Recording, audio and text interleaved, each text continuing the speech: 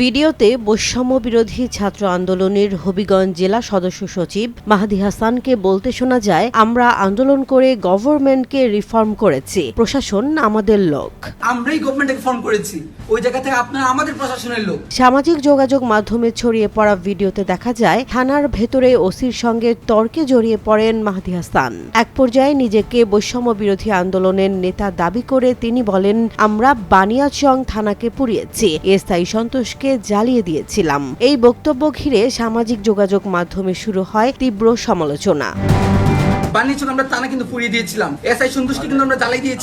Police জানায়, শুক্রবার ভোরে শাস্তাগঞ্জ থানা পুলিশ ছাত্রলীগ কর্মী এনামুল হাসান নয়নকে আটক করে জিজ্ঞাসাবাদের জন্য থানায় আনা হয়। এরপর মাহদি হাসানের নেতৃত্বে কয়েকজন ছাত্র থানায় যান এবং নিজেদের জুলাই যোদ্ধা দাবি করে আটক ব্যক্তিকে ছেড়ে দেওয়ার জন্য চাপ দেন।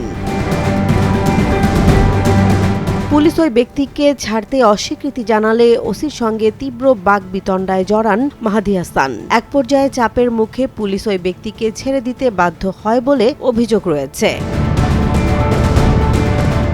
ঘটনার বিষয়ে জানতে শায়েস্তাগঞ্জ থানার ওসি আবুল কালামের মোবাইলে একাধিকবার যোগাযোগের চেষ্টা করা হলেও তিনি ফোন রিসিভ করেননি।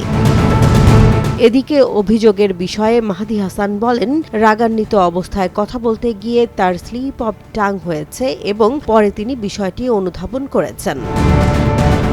সামাজিক যোগাযোগ মাধ্যমে ছড়িয়ে পড়া এই ভিডিও ও বক্তব্য নিয়ে তদন্ত ও জবাবদিহি কতটা নিশ্চিত হবে সেটাই এখন দেখার বিষয়। কারণ আন্দোলনের পরিচয়ে সহিংসতার দাবি ও থানার ভেতরে হুমকি গণতান্ত্রিক রাষ্ট্র ব্যবস্থায় তা কোনোভাবেই উপেক্ষার সুযোগ রাখে না। জেসমিন জাহান, নিউজ ডেস্ক, জনবাণী।